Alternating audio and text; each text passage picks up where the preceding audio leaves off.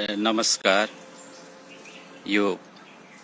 Facebook सञ्जालमा जोडिनु हुने मेरा सम्पूर्ण मित्र, आफन्त बन्धुबान्धव र मेरा सम्पूर्ण साथीहरूलाई बडा दशैं 2023 को मङ्गलमय शुभकामना टक्राउँदछु र माता दुर्गाले हजुरहरूलाई सुस्वास्थ्य, उत्तरोत्तर प्रगति र सधैँ हौसला प्रदान गरून् भन्ने म कामना व्यक्त गर्दछु र यस 2023 को बडा दशैं आफूहरूले मनाउन नपाए पनि हजुरहरूले हर्षोल्लासका साथ मनाउनुहुन्छ होला भन्ने आशा राखेको छु र जति पनि यो 4/10/2023 को टिस्टाको जुन प्रलयकारी बाढले एउटा प्रलय ल्याएको छ, यसमा ज्यान गुमाउने सम्पूर्ण चुङथाङदेखि डिक्चु, जङ्गु, मङ्गन, यसरी नै सिङताम, आदर्श गाउँ, गोलीटार, बागेखोला, रम्फू, IBM का जति पनि मानिसहरूले ज्यान गुमाएका छन्, उहाँहरूको चिर आत्माले शान्ति पाओस् र उहाँहरूको वैकुण्ठमा बास होस् भन्ने प्रार्थना गर्दछु र आजको यो विशेष लाइभ आउनुको 2-3 वटा कारण आज लाइभ आइरहेको छु र विशेष बडा दशैंको शुभकामना व्यक्त गर्न र 4 अक्टोबर 2023 मा भएको महाप्रलय टिस्टाको बाढमा परेर ज्यान गुमाएका सम्पूर्ण दिव्यात्माहरूलाई श्रद्धाञ्जली व्यक्त गर्न, चिर शान्ति अनि वैकुण्ठमा बास होस् भन्नका खातिर र जति पनि परिवारहरू एफेक्टेड परिवारहरू छन् जसले आफ्नो परिवारजन गुमाएका छन्,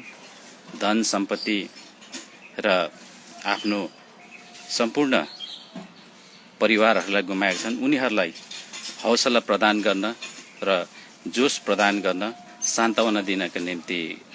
आज म पनि पीडित परिवारबाट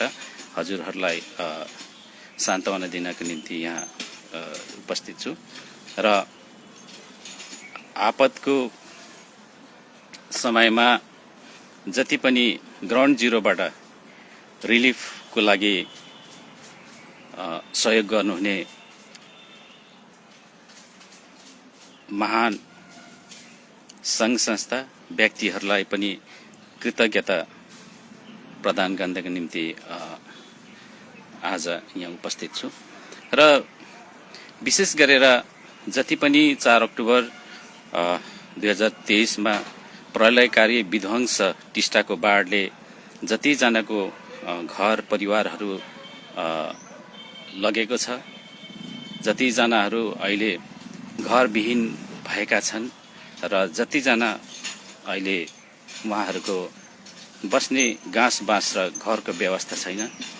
उहाँहरूले आफ्नो परिवारजनका लासहरू भेटाएका छैनन् र उहाँहरूले आफ्नो परिवारजनका अन्त्येष्टि क्रिया पनि गर्न सकिरहेका छैनन्। उहाँहरूलाई हामी सहानुभूति व्यक्त गर्दछौँ र हामी हौसला प्रदान गर्दछौँ र जिन्दगीले अर्कै मोड लियो, जुन मोडबाट हामी अब नयाँ जीवनको सुरुवात गर्न लागिरहेछौँ। यो हाम्रो जीवनको 2.0 रहेको छ र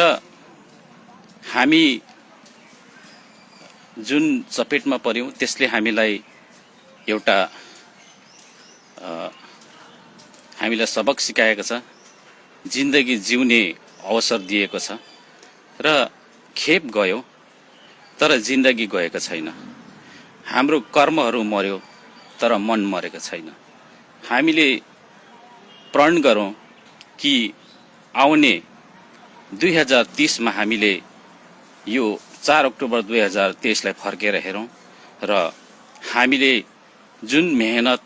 जुन परिश्रम गर्दैथ्यौँ त्यो भन्दा अझै धेरै परिश्रम गरेर हामीले 2030 मा फर्केर हेर्दा 2023 लाई हामीले एउटा प्रेरणाको रूपमा देख्न सकौँ। र विशेष गरेर हजुरहरूलाई म केही ती व्यक्तित्वहरूको उदाहरण दिन चाहन्छु जसले जिन्दगीमा हारे पनि उहाँहरूको मन हारेन र अन्तमा सफल हुन सके। यसरी नै एकजना जो volleyball player Arunima Sinha volleyball player थिइन् र 2011 अप्रेलको दिन उहाँलाई चाहिँ चल्दै गरेको ट्रेनबाट 4-5 जना गुण्डाहरूले उसको लगाएको चेन तान्ने कोसिस गर्यो र उसले डिनाइ गर्दाखेरि उसलाई चल्दै गरेको ट्रेनबाट फ्याँकियो र 11 अप्रेल 2011 मा उसलाई जब ट्रेनबाट कुद्दै गरेको ट्रेनबाट फ्याँकियो त्यति बेला ऊ रेलवे ट्र्याकमा परेर उताबाट अर्को ट्रेन आउँदै गरेको ट्रेनले चाहिँ उसको एउटा खुट्टा काट्यो। रातभरि उनी छटपटाइन्, सहयोग मागिन्, तर रातभरि उसको खुट्टा काटिएकोले ऊ लाचार थिइन् र ट्रेनको ट्र्याकमै नै रात गुजारिन् र उसको एउटा काटिएको खुट्टा ट्रेनको लिकमा भएको मुसाहरू आएर टोकिरहेका थिए र पछाडि भोलिपल्ट त्यहाँका गाउँले मानिसहरूले उसलाई नजिकैको अस्पतालमा लगियो र अस्पतालमा लगिएर चाहिँ उसलाई अपरेसन गरियो र त्यसमा उसको विदाउट एनेस्थेसिया बिना नै उसले आफ्नो खुट्टालाई टुक्रीको खुट्टालाई काटेर उसलाई फेरि एम्समा लगियो र एउटा भलिबल प्लेयर भएको नाताले उसकोमा जुन जज्बा थियो त्यो एकदम सराहनीय छ र जब ऊ एम्समा ट्रिटमेन्ट चल्दै थियो उसको त्यति बेला न्युजपेपरमा अनेक प्रकारको अफवाहहरू निस्क्यो कि अरुणिमा सिन्हा चाहिँ ट्रेनको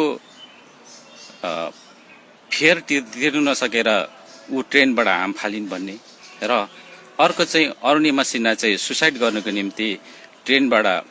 फाल हानिन् भनेर अरुणिमा सिन्हाको यसरी न्युजपेपरमा नामहरू निस्क्यो है न्युजपेपरले। तर अरुणिमा सिन्हाले प्रण गरिन् आज तिम्रो दिन छ, तिमी जे बोल्न चाहन्छौ बोल, तर एक दिन म प्रुफ गरेर देखाउँछु कि म को हुँ भनेर। त्यसपछि अरुणिमा सिन्हाले प्रण गरिन् कि अब म भलिबल मात्र खेल्ने होइन, तर म संसारको सबैभन्दा उच्च माउन्ट एभरेस्टमा चढेर म देखाउने छु भनेर प्रण गरिन् र 2021 अप्रेलको दिन उसको खुट्टा काटिएको थियो र 31 मई 2013 मा उनी संसारको सबैभन्दा अल्गो पर्वत सगरमाथामा चढेर प्रुभ गरिन् कि जो एउटा मात्र आर्टिफिसियल खुट्टामा एउटा खुट्टामा रड हालिएको र अर्को आर्टिफिसियल खुट्टामा चढेर सगरमाथा पर्वतारोहण गर्न सफल बने र ऊ जब ट्रेनिङको समयमा एउटा आर्टिफिसियल खुट्टा लिएर बेस क्याम्पमा जान्थिन् त्यति बेला अरूले भन्थे उसलाई कि तिमी सक्दैनौ, तिम्रो आर्टिफिसियल खुट्टा छ, तिम्रो जुन घाउहरू छ त्यसले तिमीलाई पर्वतमा चढ्न दिँदैन भनेर भन्थिन्। तर उसको हौसलाले गर्दाखेरि उनी अथक परिश्रमले गर्दा 31 मई 2013 मा उनी पर्वत चढ्न सफल बनिन् र अर्को 1960 मा जब एकजना दशरथ माझी भन्ने व्यक्ति जो बिहारको गया डिस्ट्रिक्टको गेहलोर भन्ने गाउँमा बस्छन् र उसले आफ्नो घर जीविका चलाउनका लागि एउटा पहाडमा दाउरा काट्न गएका थिए र त्यो पहाड चट्टानले भरेको पहाडमा दाउरा काट्न जाँदाखेरि उसको पत्नी जो फागुनी भनेर जानिन्छ उसले चाहिँ आफ्नो पति दशरथ माझीलाई खाजा लिएर पहाडमा दाउरा काट्न गएका आफ्नो पतिलाई खाजा लिएर जाँदाखेरि उनी त्यो पहाडबाट लडेर सिकिस्त इन्जुर हुन्छन् र इन्जुर भएको समयमा उसको ब्लड बेसी गएकोले गर्दाखेरि उसलाई हस्पिटल लानका निम्ति 70 किलोमिटरको बाटो भएर जानु परेको हुनाले बाटोमा उसलाई लाँदै उसको प्राण जान्छ र दशरथ माझीले प्रण गर्छन् कि यो पहाडको जुन बाटो छ यो बाटो चाहिँ लामो भएकोले गर्दाखेरि मेरो पत्नीको प्राण गएको छ र म यो पहाडलाई काटेर चिरेर चाहिँ म छोटो बाटो बनाउँछु भनेर प्रण गरे 1960 मा। र जब उनले प्रण गरे एउटा छिनी र हथौडा मात्र लिएर उनले पहाडलाई काट्न सुरु गरे र काट्दै जाँदाखेरि गाउँका मानिसहरूले यो त पगला हो, यसले के गरिरहेछ, यो त पागल बनेको छ भनेर भने र आफ्नो आफन्तजनहरूले पनि उसलाई छोडे र दशरथ माझीले तर कहिले हार खाएन। उनी जहिले पनि लगातार रूपमा पहाडमा गएर एउटा छिनी र हथौडाले पहाडलाई काट्न सुरु गरे र अन्तमा गएर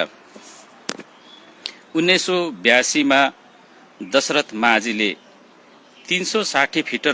लामो 30 फिट चौडाई र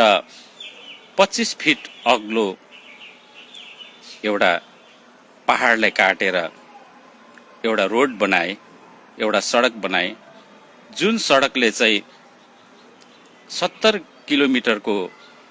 बाटोलाई चाहिँ आधा घण्टामा नै कभर गर्न सकियो र त्यो 70 घण्टा घुमेर जानु पहाडलाई चाहिँ उनले 22 वर्षको कठोर परिश्रमले केवल 10 किलोमिटरको बाटो जाने बनाए, प्रण गरे र हामी प्रण गरौँ तपाईहरू जति पनि बाढ पीडित हुनुहुन्छ है, बाढको चपेटमा पर्नु भएको छ, तपाईलाई म हौसला दिन चाहन्छु। खेप गयो तर जिन्दगी गएको छैन, मन गएको छैन। त्यसैले हामी प्रण गरौँ कि आउने 2030 मा हामीले आफ्नो एउटा माइलखुट्टी खडा गरौँ कि पछाडि फर्केर हेर्दा हामीले 2023 लाई धेरै पछाडि छोडेको हुन सक्नेछ र यसरी जति पनि तपाईहरू चुङथाङदेखि रम्फूको जुन बोर्डरसम्म यो टिस्टाले तपाईहरूलाई क्षति पुर्याएको छ, यसमा हामी सबै मर्माहित छौँ र तपाईहरूले जे पनि गुमाउनु भयो, यो हामी यसको क्षतिपूर्ति गर्न सक्दैनौँ, तर रहेको जिन्दगीमा हामीले धेरै हौसलाका साथमा अघि बढ्न सक्छौँ र यस घडीमा हजुरहरू जति पनि स्वयंसेवी हुनुहुन्छ, संगठनका व्यक्तिहरू हुनुहुन्छ, आपदाका समयमा ग्राउन्ड जिरोमा आएर तपाईहरूले सङ्घ संस्थाहरूले जुन प्रकारको आफ्नो एउटा मानवता प्रदान गर्नुभयो, यसमा main power, food, grains item, cloth र मेडिसिन अनि फुड सेल्टर खानाहरू पकाएर र डुबेका व्यक्तिहरूलाई तपाईहरूले रेस्क्यु गर्ने कामहरू गर्नुभयो र विशेष गरेर यस कार्यक्रममा अगाडि आउनुहुने श्री सत्य साई सेवा संगठनका सम्पूर्ण कर्मठ संगठनका व्यक्तिहरूलाई म सप्रेम साइराम टक्राउन चाहन्छु। हजुरको निस्वार्थ सेवाले गर्दा आज धेरैजनाले रिलिफ पाएका छन्। धेरैजनाले आफ्नो मर्माहित समयको बेलामा केही खाना पाएका छन् र म पनि यस्तो व्यक्ति बने जिन्दगीमा धेरै ठाउँमा गएर आफूले एउटा सोशल वर्करको रूपमा सहयोग गर्ने व्यक्ति। तर त्यो दिनको समयमा मैले पनि रिलिफ क्याम्पको खाना खान बाध्य बने र हजुरहरू धेरै यस्तो व्यक्तिहरू पनि हुनुहुन्छ होला जसको गाँस बाँस कपास टुटेको बेलामा यस्ता सङ्घ संस्थाले हजुरहरूलाई खाना प्रदान गरे र यस्ता मान सङ्घ संस्थाहरूलाई हामी नमन गर्दछौँ। र यसरी नै Gangtok taxi driver association hungry ज्याकबाट आएर यसरी रेस्क्यु कामहरू गर्ने सरसफाइको जसलाई हामी चिन्दैनौँ पनि न हामी जान्दछौँ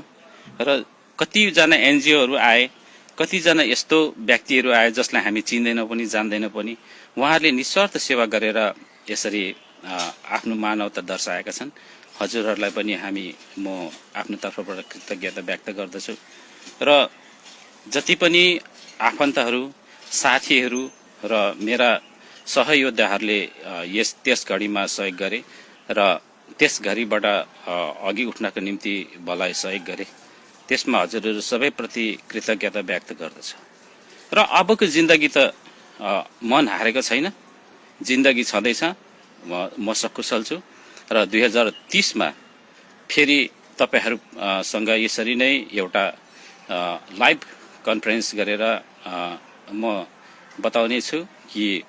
2023मा म कस्तो थिएँ र 2030मा म कस्तो बने। मलाई जिन्दगीले सबक सिकाएको छ र यसमा यो मेरो लागि र हामी सम्पूर्ण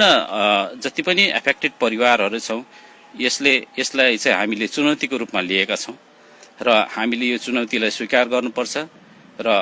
कहिले पनि हरेस खानु हुँदैन। हामी सधैँ अघि बढ्नुपर्छ। हामीले जिन्दगीमा केही लिएर आएका थिएनौँ र जाँदा पनि केही लिएर जाँदैन र खाली हात आएका थियौँ, खाली हात नै जान्छौँ र जति हामीले गुमाएका छौँ यहीँबाट हामीले प्रारब्ध गरेका थियौँ र यहीँ गुमायौँ र अझै पनि हाम्रो समय छ, हामी आर्जन गर्न सक्छौँ। र यसरी यस घडीमा हामीले जहिले पनि पोजिटिभ रहेर सकारात्मक विचार लिएर हामी अगाडि बढ्नुपर्छ। नकारात्मक विचारहरूले त हामीलाई सधैँ तल नै झार्ने गर्छ र जति पनि तपाईहरुकोमा नकारात्मक सुझावहरू आउँछ तपाईहरुले त्यसलाई नसुन्नुहोस् र सकारात्मक विचारलाई अघि लिएर तपाईहरु अघि बढ्नुहोस् भन्ने म तपाईहरुप्रति कामना गर्छु। आउनुहोस् हामी सबै मिलेर अब हाम्रो नयाँ जिन्दगीको गोरेटो तयार गरौं जसलाई हामी 2030 मा पछि फर्केर हेर्नेछौं र हिजोको भन्दा आज हामी भिन्नै प्रकारले आफ्नो यात्रा सुरु गरौं, अझै मेहनत गरौं, अझै कोशिश गरौं र हामी प्रण गरौं कि भोलिको जिन्दगी आज भन्दा अझै राम्रो बन्नेछ। र अब सिक्किममा हामी चाहन्छौं कि सिक्किममा यहाँदेखि बेसी ड्यामहरू नबनियोस् र टिस्टा नदीले आफ्नो स्वतन्त्रमा निरन्तर यात्रा गर्न पाओस् र जुन टिस्टाको बाढमा प्रभावित बनेका हाम्रा परिवारहरूले र आउने हाम्रा भावी सन्तानहरूले यस्ता पीडाहरू फेरि पनि झेल्न नपरोस् हामी सचेत बनौं र हामीले अब जुन कुराले हामीलाई वर्तमानमा पनि नोक्सान पुर्याएको छ र भविष्यमा पनि यस्तो नहोस् भन्ने हामी कामना गर्न चाहन्छौं र जति पनि बाढमा पीडितहरू हुनुहुन्छ है, बाढले पीडित भएको हुनुहुन्छ, घर विहीन हुनुहुन्छ, परिवार विहीन हुनुहुन्छ है, जस्तो अवस्थामा हुनुहुन्छ, तर तपाईहरू कहिले मन नहार्नुहोस्। तपाईहरूले आफ्नो जिन्दगीलाई अझै सबल सक्षम बनाएर लानुहोस्। तपाईँ हामी मिलेर हाम्रो यात्रा नयाँ यात्रा सुरु गरौँ र जति पनि यस बाढमा सहयोग गर्नुहुने सहयोगदारहरूलाई हजुरहरूको फेरि पनि जरुरत पर्छ। यस्तो आपदा त आइबस्छ,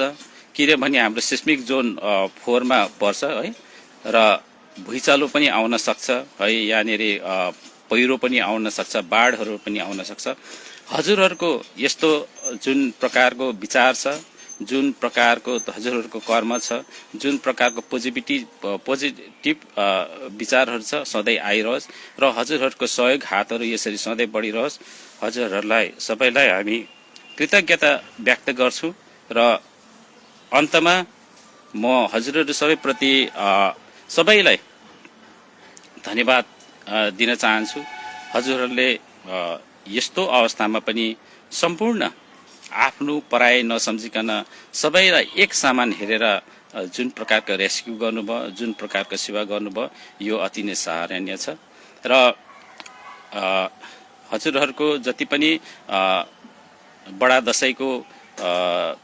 मान्नु हुँदैछ, हजुरहरूले एकदम राम्रोसँग बडा दशैं मान्नुहोस् र हजुरहरूले आशीर्वाद माग्नुहोस् माता दुर्गालाई कि अब उपरान्त सिक्किममा यस्तो बाढ नदोहोरियोस्।